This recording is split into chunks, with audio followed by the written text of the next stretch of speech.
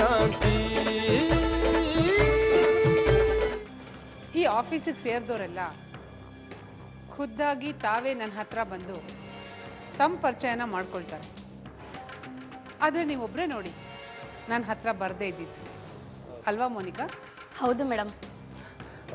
ಕ್ಷಮಿಸಿ, ನನ್ನ ಹೆಸರು ಮಂಜುನಾಥ್ ಅಂತ. ನಾನು ಶೋಭಾ ರಂಗನಾಥ್. ಆಫೀಸ್ನಲ್ಲೆಲ್ಲ ನನ್ನನ್ನು ಶೋಭಾ ಮೇಡಮ್ ಅಂತ ಕರೀತಾರೆ. ಇಲ್ಲಿ ಅಡ್ಮಿನಿಸ್ಟ್ರೇಷನ್ ಹೆಡ್ ಆಗಿ ವರ್ಕ್ ಮಾಡ್ತಾ ಇದ್ದೆ. ಓಹೋ, ಶೋಭಾ ಅವರು. ಹಾಗಾದ್ರೆ ನಾನು ಆಗ್ಲೇ ಕೇಳಿದ್ಮೇಲೆ ಕ್ಷಮೆ, ಅದನ್ನು ನಾನು ವಾಪಸ್ ತಗೋತೀನಿ. ಯಾಕೆಂದ್ರೆ ನನಗೆ ನಿಮ್ಮ ಪರಿಚಯದ ಅವಶ್ಯಕತೆ ಇಲ್ಲ. ನಿಮ್ಮ ಬಗ್ಗೆ ಈಗಾಗಲೇ ಸಾಕಷ್ಟು ಕೇಳ್ಪಟ್ಟಿದ್ದೀನಿ. ನಿಮ್ಮ ಯೋಗ್ಯತೆ ಏನು, ನಿಮ್ಮ ಬುದ್ಧಿ ಎಂಥದ್ದು ಎಲ್ಲಾನು ಸವಿಸ್ತಾರವಾಗಿ ಹೇಳಿದ್ದಾರೆ. ಯಾರು? ಕಾಂತಿ. ಆ ಕಾಂತಿ ತನ್ಗೆ ಯಾರೂ ಇಲ್ಲ, ತಾನೊಬ್ಳು ಅನಾಥೆ ಅಂತೆಲ್ಲ ಹೇಳ್ಕೊಂಡು ಕಣ್ಣೀರಿಟ್ಕೊಂಡು ಬಂದ ಹಾವ್ರಾಣಿ. ಆದ್ರೆ ಈಗ ನೋಡಿದ್ರೆ ತಾವು ಬಂದು ಆ ಹಾವ್ರಾಣಿಗೆ ಬೇಲಿ ತರ ರಕ್ಷಣೆ ಕೊಟ್ಟಿದ್ದೀರಲ್ಲ, ಅದು ಹೇಗೆ ಅಂತ ತಿಳ್ಕೊಬೋದಾ? ನೀವು ತಿಳ್ಕೋಕೂಡ್ದು. ತುಂಬಾನೇ ಬೇಕಾದವಳು. ಏನಿವಾಗ? ಇನ್ನೊಂದು ಸಲ ಈ ತರ ನನ್ನ ಹತ್ರ ಮಾತಾಡ್ತಾ ನನ್ನ ಸಮಯ ಹಾಳು ಮಾಡಿದ್ರೆ ಬಾಸ್ ಹೇಳಿ ನಿಮ್ಮನ್ನ ಕೆಲಸದಿಂದ ಕಿತ್ತಾಕ್ತೀನಿ. ಹುಷಾರ್.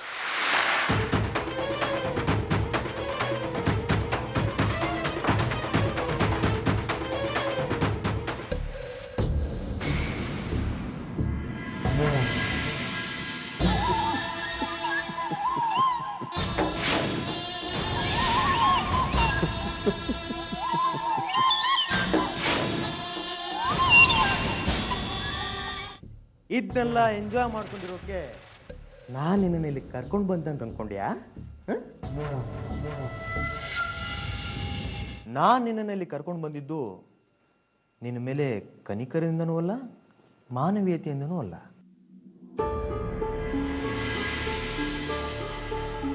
ಇಲ್ಲಿ ನೀನು ಸೇಫ್ ಆಗಿರ್ತೀಯ. ನನಗೆ ಬೇಕಾದಾಗ ನನ್ನ ಅರಗಿಡಿನ ನಾನು ಆರಿಸ್ಕೋಬಹುದು, ಆಮೇಲೆ ವಾಪಸ್ ಬೇಕಾದ್ರೆ ಪಂಜರದಲ್ಲಿ ಇಡಬಹುದು. ಏನಂತೀಯ?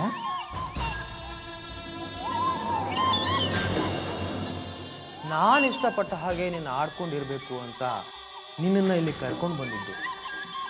ಗೊತ್ತಾಯ್ತಾ ಅಮ್ಮನಿ? ನೋಡಿ, ನೀವ್ ಹಾಗೆಲ್ಲ ಮಾತಾಡಿದ್ರೆ ಏನ್ ಮಾಡ್ತೀಯ? ನೀನ್ ಹೀಗೆ ನನ್ನನ್ನು ಆಮರಿಸ್ಕೊಂಡು ಕೆಲಸ ಮಾಡ್ಕೊಂಡು ಇರೋಣ ಅನ್ಕೊಂಡ್ರೆ ತಪ್ಪು. ನಾನು ನಿನ್ನನ್ನು ಬಿಡಲ್ಲ, ತಿಳ್ಕೊ.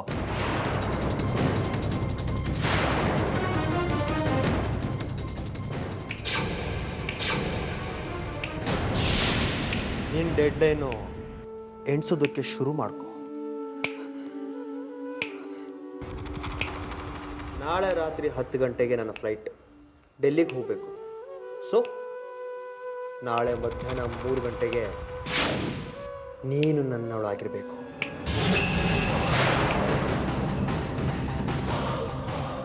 ಕೈ ಹಿಡಿದು ಕುಣಿಬೇಕು. ನಾವಿಬ್ರು ಮನಸ್ಸು ಬಿಟ್ಟು ಮಾತಾಡ್ಕೋಬೇಕು. ನಾಳೆ ಮಧ್ಯಾಹ್ನ 3 ಗಂಟೆವರೆಗೂ ನಿನ್ನ ಡೆಡ್ ಲೈನ್ ಅಷ್ಟೇ ಅಲ್ಲ, ನಿನ್ನ ಲೈಫ್ ಲೈನ್ ಕೂಡ.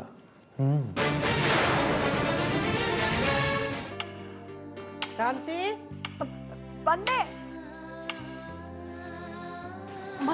12 ಗಂಟೆ ಆಯ್ತಲ್ಲಮ್ಮ, ಆಫೀಸ್ಗೆ ಊಟ ತಗೊಂಡೋಗು. ನೋಡು, ಡ್ರೈವರ್ ಬಂದಿರ್ಬೇಕು. ತಗೊಂಡೋಗು.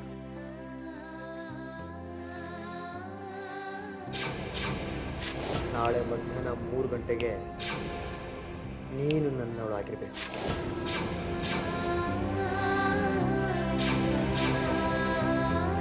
ಸೂರ್ಯಕಾಂತಿ